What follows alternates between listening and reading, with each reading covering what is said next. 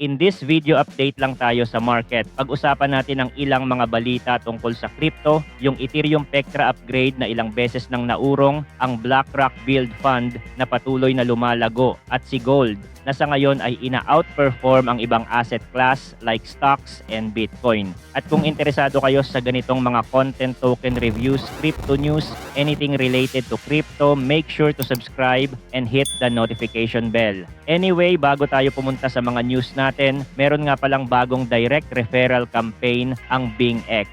Itong Joyful Valley with BingX. Ang proseso nito, kung BingX user kayo at nakapag-invite tayo ng isang bagong user, pwede tayong makareceive ng 3 USDT token voucher. At bago mag-qualify, kailangan valid yung invite. Ibig sabihin nakapag-KYC verification at nakapag-accumulate ng 500 USDT in real futures trading volume. And then yung top inviter nito ay magkakaroon ng opportunity to win BingX trip to Bali. Limited time lang ang campaign na ito, kaya i-grab nyo na yung link natin nasa description. Simulan natin sa sinabi ni Tim Beiko, Ethereum Foundation Developer na napagdesisyonan ng Ethereum Core Devs na maglungsad ng third testnet na pinangalanang Hoodie. Bakit? Kasi nga, nakaranas daw ng ilang bugs at synchronization issues ang unang dalawang testnets, ang Holesky at Sepolia. Kaya kailangan pa ng isa pa para mas tama na i-mirror ang Ethereum mainnet environment. Ilalunch daw ito sa March 17 at i-activate ang Pectra upgrade by March 26. Kung maayos ang takbo ng Pectra sa Hoodie, walang major issues, posibleng i-schedule na ang mainnet launch date mga 30 days pagkatapos ng Hoodie activation.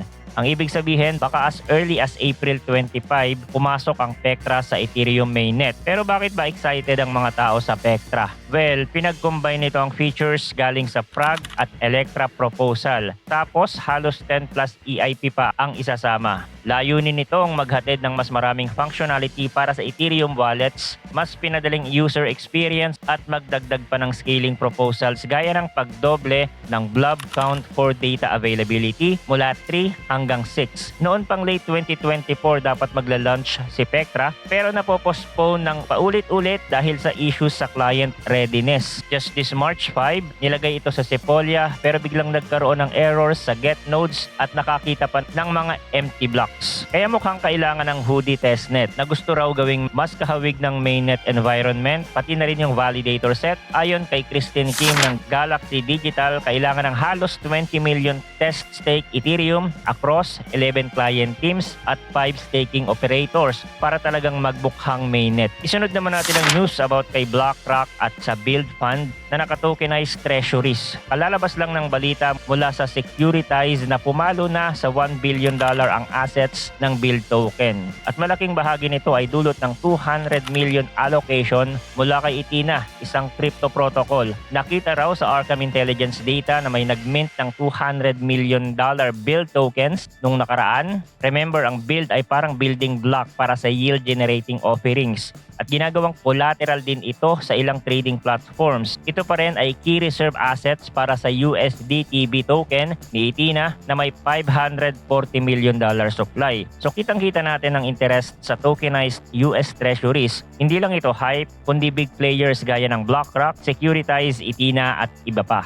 Pinapasok na ang TradeFi instrument sa blockchain rails. Ang pangako nito ay mas mabilis na settlement, mas mababang overhead at potential para sa global 24/7 access. Sabi nga ni Guy Yang, founder ng Ethena, malaking conviction daw ito sa value ng tokenized assets at malaking papel nito sa modern financial infrastructure. Kung sakaling mag-boom ng husto ang tokenization, baka nga lumawak pa ang usage ng Build bilang collateral at mas maraming DeFi protocols ang magdadagdag ng ganitong mga instruments. Now, let's pivot to gold's new record. Napapailing na lang ang iba na sa tuwing bagsak ang stock market at crypto, tumataas ulit si gold. Sinabi sa balita, gumagawa daw ng bagong record high ito at halos nasa $3,000 na per ounce habang biglang bumagsak ang equities at kasama si BTC. Nung Wednesday, umabot pa si BTC ng halos $85,000 tapos pagkalipas lang ng isang araw sumadsad ulit sa $81,000.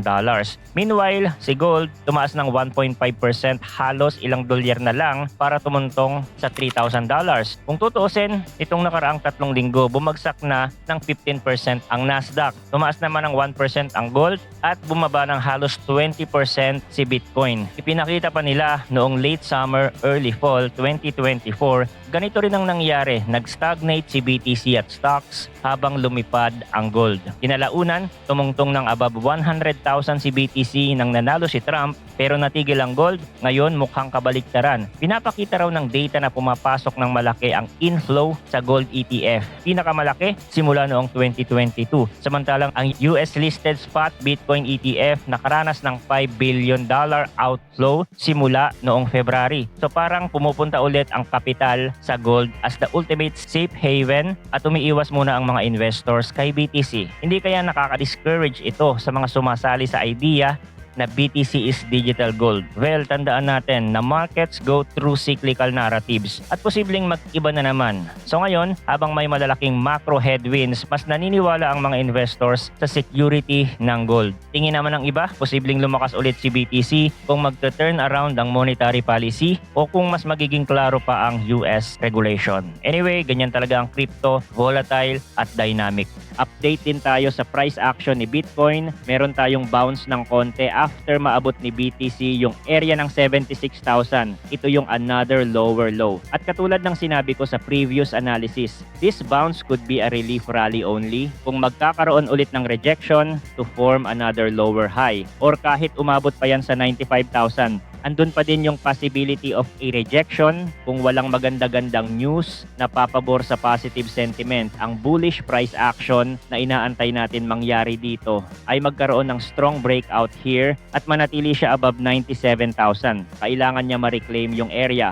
Or another good bullish formation is an inverse head and shoulder near the bottom na mataas ang probability na mag-result sa breakout. So yun ang mga inaantay natin na galaw ni Bitcoin, mga macro headwinds kasi ang may mas malaking impluensya sa galaw ng market. Kaya kung ikukumpara natin yung price action niya kay S&P 500, merong similarity. So kung magtuloy-tuloy ang downtrend ni S&P 500, then posibleng sumabay dyan si BTC. Kung babalikan nga natin yung downtrend nitong si S&P 500 noong 2022, yan yung bear market ni Bitcoin at ng kabuuang cryptocurrency. So nandun pa din yung correlation ni BTC sa mga tech stocks. Kaya totoo naman na sa ngayon, hindi pa ito talagang itinuturing na safe haven ng mga institutional investors. Pero darating ang panahon na parang gold na talaga because it's a digital gold in a digital economy. So yun lang ang update natin for today. Thanks for watching again. Good luck and see you on the next video.